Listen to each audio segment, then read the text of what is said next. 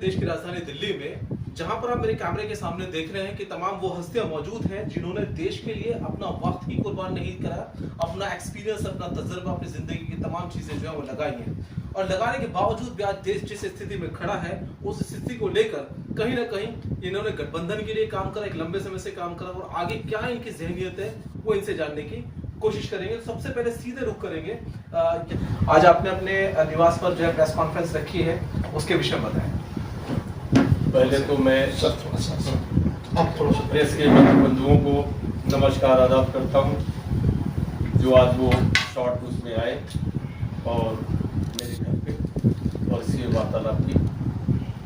मेरा नाम हाजी शरीफ अहमद इदरीसी है जो अपनी राष्ट्रीय बिरादरी का राष्ट्रीय अध्यक्ष नेशनल प्रेसिडेंट हूँ और इस पे काम कर रहा हूँ। इसके साथ साथ में बहुत सी सामाजिक संस्थाएं हैं जिनमें 45-46 और भी बिरादरियां हैं जिनके साथ में लगभग 16-17 साल से काम कर रहा हूं। इसके साथ साथ में प्रशासनिक काम में किया और उसके अंदर में लगभग 33 साल हमें लगा, जिसके उपरांत अभी कोविड के अंदर 2022 में हमें राष्ट्रपति महामहिम राष्ट्रपति द्वारा सम्मानित सराहनीय कार्य के लिए सम्मानित किया गया। और इसके साथ क्योंकि आज प्रॉब्लम सबसे बड़ी ये है कि माइनॉरिटी का आदमी, एक मुस्लिम जब का नाम आता है तो लोगों की नजरें कुछ अजीब तरीका से बहुत कटुता रूप में आती हैं। तो मैं मिशन जय भीम में को ज्वाइन किया, जिसके हमारे राष्ट्रीय अध्यक्ष भी बीपी निगम साहब मेरे बराबर में खड़े हुए हैं और उसमें मैं काम कर रहा हूं। और क्योंकि सबसे बड़ा डर जो था, जो लोग थे ये पिछले फॉरवर्ड लोग, उनका ये मंशा होती थी कि किस तरीके से लड़ाया जाए हिंदू को मुस्लिम से, सिख को, ओबीसी को और एससी से मुस्लिम को, इस चीज का शिकार न हो। तो मैंने अपने मन से यही सोचा कि हमें एससी भाइयों के साथ में चलना चाहिए और वो डर से नहीं रहना है। अच्छा और सर, मेरा सवाल बनता है कि आपके पास महज क्या आपके इदरीसी समाज की ही ताकत नहीं, क्योंकि लगातार हमने काफी कोशिश की है आपकी, आप अपने समाज के जो राष्ट्रीय अध्यक्ष भी हैं, राष्ट्रीय सदर भी हैं, इसके अलावा आप जो है अगर हम बात करें बिजनेस की तो उस बिजनेस एसोसिएशन में भी आपके पास बड़ा पद है, तमाम संगठनों का बड़ा पद है, तो आप एक अहम चेहरा है कहीं ना कहीं भारत के अंदर। तो क्या आपको लगता है कि आगे की क्या प्लानिंग है कि ये तमाम लाखों लोगों के साथ जो इनकी ताकत को लेकर, निगम साहब की ताकत आपके साथ है, उद्देश्य क्या है असल में वो बताएं। देखिए, जिस तरीके से एक्सप्लॉइट किया जा रहा है, सारी जितनी भी एसटी एससी ओबीसी हैं वो उनको किस तरीके से ये शोषित कर रहे हैं। हम लोग एक होकर एक मिशन बनाकर चल रहे हैं कि हमें ऐसे नहीं होने देना है और संविधान को बचाना है जिसमें हम सब के अधिकार बाबा साहब ने दिए। उसके लिए आपको कहीं ना कहीं राजनीतिक पद होना चाहिए ना आपके पास, कोई ना कोई, भाई आपके पास एमएलए का हो या कुछ और आपके पास एक ऐसी जिम्मेदारी हो जहां पर आपकी जो हिस्सेदारी सुनिश्चित हो सके, तो उसके लिए क्या तैयारी है? देखिए, इसके साथ में भी मैंने सोशल वर्क, एक पार्टी कांग्रेस थी जिसको 1975-76 मैंने ज्वाइन किया था, यूथ कांग्रेस को। विभिन्न पदों पे रहते हुए लगभग 38-40 साल गुजर गया। ब्लॉक में, जिले में, प्रदेश में सचिव, ऑब्जर्वर, ये सब पद तो मिलते रहे, लेकिन जब कभी 1998 में टिकट की दावेदारी की, लेकिन ऐसा व्यक्ति जो कभी दिखा नहीं और उसको मौका दिया गया, वो विधायक बना। उसके बाद में 15 साल तक हमारी कॉन्स्टिट्यूएंसी से दावेदार है, उसमें अरविंद सिंह लवरी थे, जिसमें 22 हमारे साथी, जिसमें चौधरी जयराज सिंह हमारे बड़े भाई हमारे बराबर में खड़े हुए हैं, ये भी कैंडिडेट थे। लेकिन पार्टी तो एक के बारे में सोचता है और वो डिसाइड जब हो गया तो हम लोगों ने मिलकर, वेहल साहब यहाँ के बीजेपी के कैंडिडेट थे और उस टाइम के चरम सीमा पे वो एक दिक्कत आ रही थी तेल और प्याज की, तो उससे सरकार भारतीय जनता पार्टी चली गई और कांग्रेस विजयी हुआ। फिर हम लोगों ने उनके साथ काम किया। दूसरी बार उन्हें मौका मिला, हमने अप्लाई नहीं किया, वो विजयी हुए और 2 मंत्रालय उन्हें मिले, शीला जी ने दिए। उसके बाद तीसरी बार फिर वो विजयी हुए, उन्हें 3 मंत्रालय मिले। लेकिन उसके बाद में भी अब क्या मन में उनके चल रहा था, 2013 में मैंने फिर कोशिश की, जब उनका विरोध होने लगा। शाबार के लोग चाहते थे कि जहां पर 30-35% मुस्लिम माइनॉरिटी के लोग हैं उन्होंने कहा कि भाई 3 निगम का जो सीटें उनमें एक दी जाए, तो वो झल्ला गए थे और कहने लगे ये मेरा इलेक्शन है, आप इसकी बात मत करिए। उससे रोष हुआ, अंततः ये हुआ कि उन्हें डिफीट होनी पड़ी और उसके बाद में फिर वो वहां से हारे। 2013 में फिर मैंने मन बनाया कि फिर मैं टिकट मांगू और मैंने अप्लाई किया डीपीसीसी में। जयप्रकाश जी अध्यक्ष थे, उन्होंने मतलब जो है ना प्रेस रिलीज निकली मेरी कि अरविंद सिंह लवली 15 साल का विधायक और मंत्री जिसके शरीफ है ने अपना चांस मांगा। उस बात से लेकर हमारी ही चर्चा के विषय बने हर जगह। और मेरा भाई साथ में जो खड़े हुए हैं, इन्होंने आके ऐसा प्रेशर डाला और मेरे परिवार में कि भी एक मौका इन्हें दे दो। मैं नहीं चाहता था, मैं तो तैयारी पे था। यूसुफ अंसारी साहब मेरे दोस्त थे, आप जानते होंगे, जी न्यूज के वो थे और वो आ गए। राशिद साहब उनके साथ इंडिया टीवी साहब में चैनल था कवरेज के लिए, लेकिन इस भाई की उसमें मैं ना न कर सका। मैं भाई बड़ा भाई मानता हूँ और मैंने विड्रॉ किया, जिताया। उसके बाद ये तय हुआ था कि भाई मैं आपको अगला मैं नहीं लड़ूंगा तो आपको मौका दूंगा। लेकिन वो उन्होंने फिर मौका हमें नहीं देकर अपने बिजनेस पार्टनर सुरेंद्र शर्मा को दे दिया। ये मेरे साथ धोखा था। अच्छा, इस बार अगर मान लो कोशिश करते हैं और कहीं ना कहीं आपको अगर नॉमिनेशन होता तो फिर तैयारी नहीं? नहीं, मैं तो तैयार शुरू से 2013 से आएंगे, वापस आएंगे आपके पास। तो सर बहुत बहुत आपका स्वागत है सर हमारे चैनल पे। अभी आपने सुना कि किस तरह से आपकी प्रशंसा रही, क्या इन्होंने कहा कि क्या कैसे? मैं 72-73 से कांग्रेस का प्राइमरी मेंबर। सर हमारे डॉक्टर भी उसको अपना परिचय जरा दें। मेरा नाम जयराज सिंह है। मैं as a present Delhi Pradesh Congress committee में सेक्रेटरी और एक्टिव डेलीगेट मेंबर। ठीक है।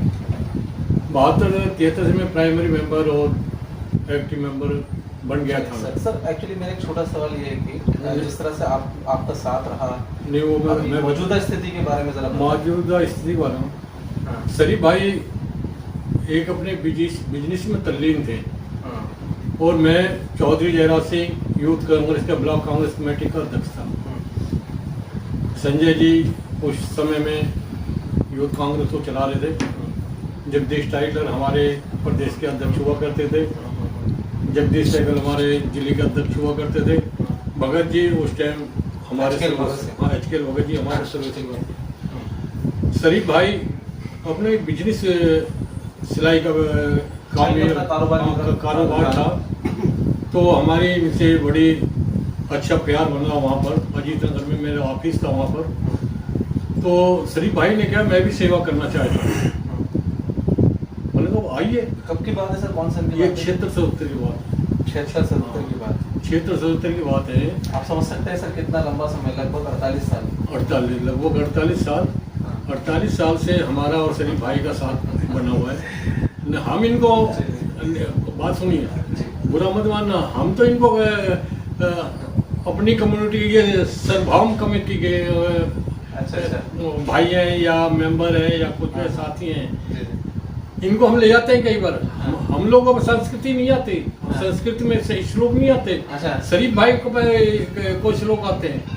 मैंने यूथ कांग्रेस में इनको 76 में अपने साथ रखा, ब्लॉक कांग्रेस कमेटी में संगठन, पहले संगठन मंत्री बनाया, फिर जनरल सेक्रेटरी इनको बनाया। मीटिंगों में हम जाते रहे और भगत ने हमारे को काफ़ी सपोर्ट, भगत जी ने काफ़ी हमारे को सपोर्ट किया। ये नहीं कि भगत जी ने काफ़ी क्या कि हम हमारे को चुनाव लड़ाने के लिए या अच्छे सवाल क्या है, ये सब इतिहास की बातें हो गई। बिल्कुल बात ठीक है, इतिहास को जितना आप करेंगे शायद नहीं, इतना लंबा सफर जो है सर हमारे पास और कम पड़ जाएगी। आपके पास इतना कुछ जखीरा है। लेकिन मेरा एक छोटा सा सवाल ये है कि सर आज के जो मौजूदा हालात आप देख रहे हैं, क्या आपने अब से 40 साल पहले जब ये सारी तंजीमों मेहनत करी थी, आपने आज के भारत की कल्पना की थी कि ये दिन देखना पड़ेगा आपके बच्चों को? नहीं, आज के भारत की, आज का जो भारत है, ग्रसित भारत है, एक जकड़ा हुआ भारत है। जकड़ा हुआ भारत है जो कुछ, मैं नहीं कहता आज देश की एकता और अखंडता खतरे में। हम देश की एकता और अखंडता को बनाए रखने के लिए हमारे को संगठित होना पड़ेगा, तभी देश की एकता अखंडता बनता। सर अगर ऐसे में अगर चांस मिलता है इदरीसी साहब को, तो क्या आपका सहयोग रहेगा सर? फुल 101%, 151% रहेगा। बहुत बढ़िया, ठीक है, फुल सपोर्ट रहेगा। लेकिन आप थोड़ा लवली के बारे में सुनिए ना। अच्छा, बताएंगे जरूर उनके बारे में। हाँ, क्यों नहीं बतलाएंगे। अच्छा, लवली जी कांग्रेसी नहीं थे, लवली के फादर कांग्रेसी नहीं थे, बिल्कुल नहीं थे। वो तो भगत जी ने हमारे से कहा, मैं ब्लॉक प्रधान था, भगत जी ने मेरे से कहा कि ये 2000 में, 2000 से पहले नहीं, जब ये कृष्णनगर से चुनाव लड़ता, कि जयराज किसी मंच पर इनको खड़ा करके दो शब्द इनको बोलवा देना, कहलवा देना, मैं इनके मेरे पर एहसान है।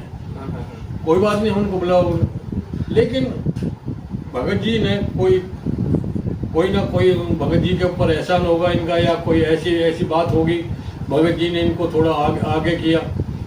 लेकिन इन्होंने भगत के अरविंदर सिंह लवली ने कांग्रेस के साथ गद्दारी की, कांग्रेस के साथ गद्दारी की है। कांग्रेस तो अब मुक्त हुई है, कांग्रेस के वर्करों को तो इसने लवली ने कैप्चर कर रखा था।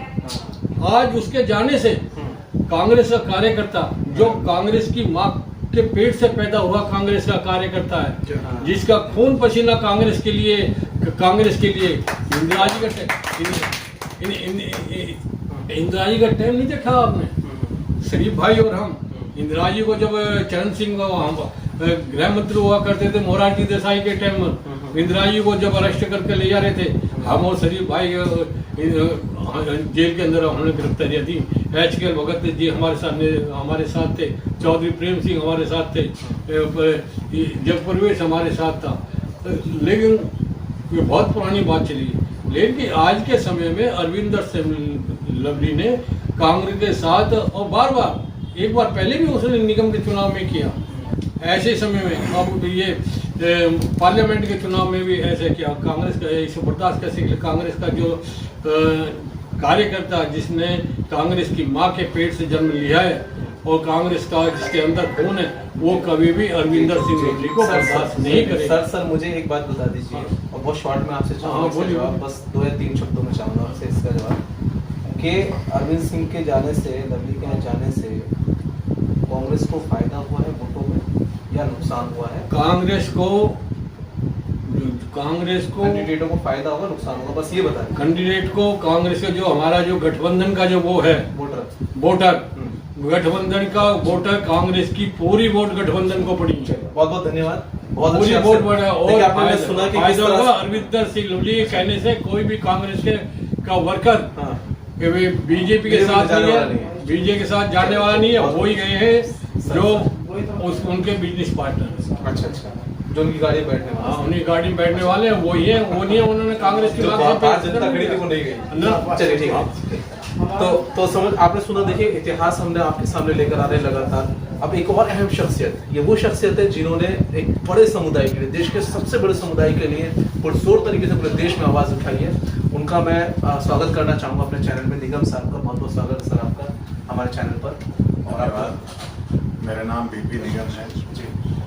वर्तमान में राष्ट्रीय अध्यक्ष मिशन जय भीम, जो कि माननीय राजेंद्र पाल गौतम जी दिल्ली सरकार और वर्तमान में विधायक हैं सीमापुरी क्षेत्र से, वो संस्थापक हैं और संरक्षक भी हैं। तो मिशन जय भीम का जो काम है, हमारे इदरीसी भाई जो हैं, कई बार मेरे से मिस्टेक हुई इनका नाम लेने में, इदरीसी की जगह सिद्दीकी बोला मैंने, तो इन्होंने साथ में टोक दिया। पर मैं अपने बताता हूँ कि मेरे लिए, मैं एक ऐसा व्यक्ति हूँ कि जिसको ना ज्यादा फर्क नहीं है, मेरे लिए कोई फर्क नहीं। इदरीसी और सिद्दीकी हो सकता है इनको फर्क पड़े, इंसान तो इंसान ही है।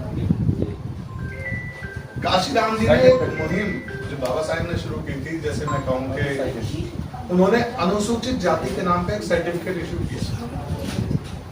उसमें कहीं भी सर्टिफिकेट में उसकी जाति लिखने की जरूरत नहीं, जाति लिखने की कोई जरूरत नहीं, अनुसूचित जाति लिखी है, सफिशिएंट है। मुस्लिम है, एक धर्म है, मुस्लिम लिख दिया, मेरे लिए वो काम है। और कोई भी संस्था, अब ये मिशन जय भीम का जो उद्देश्य है, मुख्यतः जो उद्देश्य है, तो सही मायने में काशीराम जी ने जो कार्यक्रम लेके चले कि जो डिप्राइव्ड क्लास है, बेसिकली वो SC, ST, OBC और माइनॉरिटी है। भारतवर्ष में ये 85 से 88% के बीच में है। लेकिन इनकी ना तो संपदा में भागीदारी है, ना शासन प्रशासन में भागीदारी है। इनकी हकमारी हर जगह होती है। अगर मान लीजिए 20% मुस्लिम्स हैं, तो क्या 20% विधायक, 20% MP क्या है? क्या सरकार में उनकी भागीदारी 20% है? 20% के अलावा बताइए कितने परसेंट है? और मैं आपको गारंटी से कह सकता हूँ, कोई भी पार्टी अगर किसी विशेष समुदाय को छोड़कर या विशेष समुदाय के लिए काम करेगी तो वो राष्ट्र में नहीं रह सकती। वर्तमान में जो भारत सरकार है, उन्होंने कुछ विशेष समुदाय के लोगों को अलग कर दिया, विशेष धर्म के लोगों को अपने नफरत की राजनीति फैलाई है। अंत इसका होना ही होना, इसका अंत होना, क्योंकि आपका जो पूरा शरीर है, अगर इसमें से एक हाथ जाएगा धीरे धीरे, फिर दूसरा चला जाएगा, फिर तीसरा जाएगा, तो अंत में उसकी मृत्यु होनी। लंबे समय से आप स्ट्रगल कर रहे हैं, आपने हमदर्द यात्रा निकाली, आपने जगह जगह राज्यों में जाकर सचेत किया, लेकिन उसके बावजूद भी बीजेपी ने जो है वो 4 राज्य छीन लिए। नहीं, ऐसा नहीं। अब मेरा सवाल पूरा हो जाने दीजिए, 5 में से 4 राज्य तेलंगाना को छोड़ दिया जाए, 3 राज्य तो प्रॉपर तरीके से उनके पास आए।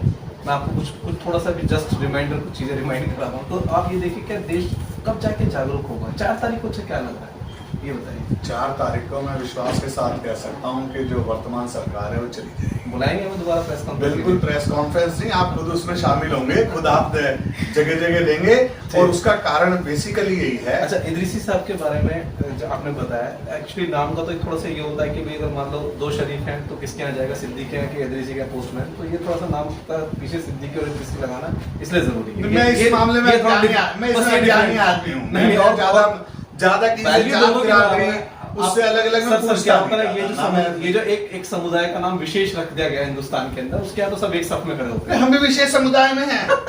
हम आपको ही कह रहे हैं, चलिए जो अटैक आपके ऊपर हो रहे हैं बेसिकली अटैक पूरे भारतवर्ष में हमारे समुदाय पे हो रहे हैं। बिल्कुल जगह जगह तस्वीरें आती हैं, जूतों में पानी पिलाने, घोड़े पे से उतारने की, तमाम चीजें हैं। जितने कानून आप देखिए, मैं बताऊं आपको, अंसारी जी, सलमानी जी, आप ये जो जितने कानून ये बनाए जा रहे हैं ना, इसमें पहला अटैक ऐसा लगता है कि मुस्लिम समुदाय पे है। सर आपसे इंटरव्यू करेंगे बहुत। ये दूसरा आपसे बड़ा मजा आ रहा है अटैक जो है ना, दूसरा अटैक ये अनुसूचित जाति। सर मैं एक छोटा बस वापस आऊंगा। अभी एक ये जो कॉन्स्टिट्यूशन में भी आप खड़े हैं, जिस विधानसभा के अंदर आप खड़े हैं, कि बहुत कम समय रह गया कि यहाँ पर भी बिगुल बजने वाला 70 सीटों का विधानसभा के इलेक्शन का, तो ऐसे में क्या आपकी तैयारियां रहेंगी कि एक भाई मान लीजिए कि हर जिस तरह से आप चाहते हैं कि वाकई ये समुदाय भी आज 20% ही है, लेकिन कहीं भी 2% में प्रॉपर हिस्सेदारी नहीं, जैसे कि आपने कहा, तो यहाँ से हिस्सेदारी दिलवाने में क्या आपका अहम रोल रहेगा, क्या आपकी कोशिशें रहेंगी शरीफ साहब के साथ? सलमान जी देखिए, मैं आपको बताता हूँ, आपने पीछे ना थोड़े से अगर आप देखेंगे तो राहुल गांधी के जो इंटरव्यू या उनके जो वक्तव्य आए हैं, उन्होंने खुद कहा है, शुरुआत की थी उन्होंने संसद में वक्तव्य देकर कि 90 में से जो सेक्रेटरी हैं, 90 में से कितने schedule caste, SC, ST, OBC और माइनॉरिटी, उन्होंने बताया 3 हैं, और आज भी 3 ही है, इससे ज्यादा नहीं हुई। यानी कि 87 लोग जो हैं वो पूरी सरकार चलाते हैं, और जबकि आप परसेंटेज में पॉपुलेशन देखें तो कितने परसेंट है, 85% लोगों को उन्होंने अलग कर दिया। अब उसको छोड़ दीजिए, आप उसमें सुप्रीम कोर्ट में देख लीजिए, उसमें तो और हिंदुओं में भी अलग ही बिरादरी एक है जो कोई कब्जा करके बैठी हुई है। आज मैं बता दीजिए आप कितने ठाकुर हैं उसके अंदर, तो सर ये जो आपको राहुल गांधी जी के वक्तव्य सुनाई दे रहे हैं ना, मैं उनका एक और एग्जांपल आपको बताता हूँ जो उन्होंने कोर्ट भी किया। उन्होंने अपने एक मित्र से पूछा कि आपका एक चैनल चलता है, बड़ा चैनल है, उन्हें कितने आदमी है? 2000। कह रहे इनमें से पता करके जरा बताना, इसमें से SC, ST, OBC और माइनॉरिटी। अच्छा सवाल था उनका, जबरदस्त सवाल था। तो वो ये बात उन्होंने कोर्ट की है बहुत जगह कि देख लीजिए, ये सिर्फ आपका हाल नहीं है, ये सब चैनलों का यही हाल मिलेगा आपको, सारे जो संस्थान है विभागों का सब जगह यही हाल मिलेगा। यानी कि दर्द को समझा तो सही उन्होंने कि इनके साथ ये नाइंसाफी हो रही है, और अब देखिए सरकार जो बनने जा रही है उसमें इस वक्तव्य का बहुत बड़ा हाथ होगा। चलिए, अगर 4 तारीख को आपने एक सवाल और पैदा कर दिया, क्या करें, आपसे बात करें, सवाल पैदा होते ही रहेंगे। चलिए वापस इसको सवाल को नहीं करते, फिर लंबा हो जाएगा। फिर आप मेरा सवाल ये था, लेकिन उसका बाद का आपने पूरा जो हिंदुस्तान घूम कर आ गए, लेकिन यहाँ कृष्णा नगर में नहीं मिले आप, वो जरा बताएं। कृष्णा नगर का बताया तो देखिए, अगर इनको मौका मिलता है तो क्या आपका सहयोग रहेगा निगम साहब? क्योंकि बड़ी उम्मीद है कहीं ना कहीं शरीफ साहब उनका बता दो जो छोड़ के चले गए। जब कभी कष्ट आता है ना या कभी जरूरत होती है, और जिस टाइम वो आदमी की परख होती है उस टाइम क्या चाहिए था एक आदमी को, जिसको दिल्ली प्रदेश का अध्यक्ष बनाया, 10 साल मंत्री रहा, इतने सब कुछ सब सरकार उसको दिया पार्टी ने, और फिर भी जब जरूरत थी तो सिर्फ सीट के लिए वो भी एक मतलब मैं पर्टिकुलर सीट को लड़ूंगा इसलिए। अरे ये काम छोड़ दीजिए लोकतांत्रिक तरीके से, जो निर्णय होगा ये मान के चलिए कि जब हमने जिस पार्टी में है तो जो निर्णय लिया जाएगा वो दुर्भाग्य रहा है जो बढ़िया है। और मैं कि जो हमारे इदरीसी जी ने काम किया है, देखिए जब भी कोई आदमी काम करता मेहनत करता उसका रिजल्ट तो सोचो आज मिले या कल मिलेगा जरूर। मुझे पूरा विश्वास है कि इदरीसी जी यहाँ का रिप्रेजेंटेटिव जरूर बनेंगे, इस क्षेत्र से इनको टिकट भी मिलेगा और ये जीतेंगे भी और यहाँ का रिप्रेजेंटेशन करेंगे, ऐसा मेरा पूर्ण विश्वास है। और मिशन जय भीम हमेशा से इनके साथ रहा है, ये हमारे साथ रहे हैं, मैं इनके साथ इनके मिशन जय भीम को विश्वास दिलाते हैं कि इनके साथ ही खड़े। बहुत बहुत धन्यवाद। तो देखिए ये बाकी तमाम मैं आपको चेहरे दिखा रहा हूँ इस वक्त जो साथ में मौजूद हैं। मैं कैमरा पर्सन से कहूंगा कि दिखाएं वो तमाम चेहरे की कहीं ना कहीं ये तमाम साथी भी कंधे से कंधा मिला के साथ हैं। बस मैं इनका इंट्रोडक्शन थोड़ा सा बस करना चाहूंगा कि कौन कौन साथी इनके साथ है कंधे से कंधा मिलाकर और कहाँ से, आपका बस सिर्फ नाम बता दीजिए, आप कहाँ से सर? मैं मोहम्मद नियामतुल्लाह, अच्छा, अजीत नगर गली नंबर 16 से हूँ। तो उधर अपना पूरा जो है पुरजोर तरीके से साथ देंगे। ये जमीनी स्तर पे इनका बहुत अच्छा, तगड़ा योगदान रहा है, तगड़ा, बहुत तगड़ा योगदान रहा है उम्र के हिसाब से, और मैंने उम्र के लिहाज से बहुत करीब से देखा है। नहीं है बहुत तगड़े प्लेयर हैं। अब ये महसूस भी करना पड़ रहा है, मैं थोड़ा माफरत के साथ कहना चाहूँगा कि अब जैसे माहौल में घुटन महसूस होने लगी। तो किसी शायर ने कहा था कि कफस में हूँ मुझे आजादियाँ आवाज देती हैं, कफस के मायने पिंजरे के, कफस में हूँ मुझे आजादियाँ आवाज देती हैं, मेरे पर खोल दो पुरवाइयाँ आवाज देती हैं। और माहौल घुटन का यूं है कि बहुत ऊंचाइयों पर चढ़ चुके हो अब जिया साहब, जरा नीचे उतर आओ कब्र की गहराइयाँ आवाज देती हैं। मैं पुरजोर कोशिश करूंगा कि ये मेरे हमउम्र भी हैं और जमीनी स्तर में बहुत इनका अच्छा काम रहा है, तो हमारी तो कोशिश रहेगी कि हम इनके साथ जुड़े रहें और इनको फील्ड में। चलिए मैं एक साथी को और ले लेता हूँ। क्या आप बस मुझे थोड़ा सा अपना इंट्रोडक्शन दीजिए, कहाँ से आप? हाजी मोहम्मद नाजिम, अजीत नगर गली नंबर 5। तो साथ रहेगा आपका बराबर। बस थोड़ा थोड़ा बात कर लेते ना, कहाँ से आप? जी मैं मोहम्मद लाल में इदरीसी, शाहीन बाग जामिया नगर से। अच्छा, तो अपनी बिरादरी इदरीसी बिरादरी में देखा था और सुना था और देखा भी था। वो हाजी शरीफ साहब थे, इदरीसी महासभा दिल्ली प्रदेश के लिए बिल्कुल प्रोजेक्ट करती है फुल बहुमत के साथ। अच्छा अच्छा, एक बात बताओ, जैसे कि मैंने बताया यहाँ पे आने के बाद कि भी इनका और भी दूसरे समाज के अंदर बड़ा अच्छा दखल रहा है, समाज तमाम इधर जो कृषि समाज एक अच्छा तालमेल रहा है। तो ऐसा देखने को मिला है आपको आपके वक्तव्य? देखने को मिला, ये सुनने वाली बात नहीं है, ये हकीकी है, जमीनी हकीकत है। उन्होंने इसके साथ साथ आप यूपी ले लीजिए, महाराष्ट्र वापस जाएंगे। बड़ा अच्छा सवाल आपकी वजह से पैदा हो राजस्थान ले लीजिए। क्या शुभ नाम क्या है? मोहम्मद साबिर मंसूरी। अच्छा, अजीत नगर से। अच्छा, तो मंसूरी समाज साथ देगा इनका? जी बिल्कुल देगा। अच्छा, देख लो कभी आप अपना भी एक कैंडिडेट खड़ा कर दो। नहीं ऐसा साथ देंगे पहले, यही जरूरत भी है। चलिए ठीक है, क्या आपका क्या नाम? जी नसीम इदरीसी। अच्छा, 213 शास्त्री पारा। शास्त्री पारा जी हमने अपना निगम पास जिताया कांग्रेस से हाजी समीर मंसूरी। हाँ बिल्कुल, मंसूरी साहब को भी ले आए, इदरीसी साहब को भी ले आएंगे आगे। अरे बहुत बढ़िया, यानी कि मंसूरी समाज पूरे सपोर्ट में खड़ा है। अच्छा अच्छा, क्या नाम है? राशिद हुसैन इदरीसी। और जो आज के टाइम जो ये महागठबंधन है, ये महागठबंधन को मैं दो बातों में एक्सप्लेन करना चाहूँगा। अब दो में कर दिया तो कमाल हो जाएगा कि अरे हिंदुस्तान वालों, हाँ, अरे हिंदुस्तान वालों, हाँ, तकाजा है तुम्ही से, अच्छा, उठो, उठकर हर एक हिंदी को अपना नाम कर दो। अरे वाह, और मोहब्बत ही मोहब्बत का असर हो 400 फिर, वही तहजीब फिर गंगो जमनाबाद कर दो। इन लफ्जों के साथ मैं तो कह रहा हूँ कि घर को भी मोहब्बत की दुकान कर दो। बिल्कुल बिल्कुल बिल्कुल बिल्कुल। क्या नाम है आपका? नसीर अहमद इदरीसी है, अच्छा, नगर के नंबर 5 पे। क्या कहना चाहेंगे? जी सर, सपोर्ट रहेगा? हाँ सपोर्ट रहेंगे। चलिए ठीक है। तो देखिए हम लगातार जो आपको दिखाते हैं, एक सवाल जो पैदा हुआ था वो कहीं ना कहीं इदरीसी साहब से पूछते थे, फिर अपना जो कॉन्फ्रेंस को खत्म करके दो साथी हमारे यहाँ पर रह गए, इनको विदा दे देते हैं। क्या नाम है आपका? मेरा नाम आबिद अली। अच्छा, मेरा पूरा सपोर्ट शरीफ अहमद इदरीसी के साथ है। अच्छा, इंशाल्लाह टिकट भी मिलेगा और जीतेंगे। अच्छा, चलिए बहुत बहुत धन्यवाद। क्या आपका नाम क्या है? मेरा नाम मोहम्मद सलाम। अच्छा, आप इदरीसी? जी। अच्छा, तो आप कहाँ से? अच्छा ठीक। तो देखिए कुछ अहम चेहरे यहाँ पर जो इदरीसी साहब ने अपने यहाँ बुलाया, प्रेस कॉन्फ्रेंस की, तमाम जो है बॉक्स पॉप किया, तमाम चीज़ें आपके सामने लेकर आए कि कहीं ना कहीं अब ये समाज भी जिसको पंचर लगाने वाला कहा जाता था, अब ये पंचर नहीं लगाएगा, ये कहीं ना कहीं समाज में हिस्सेदारी चाहता है।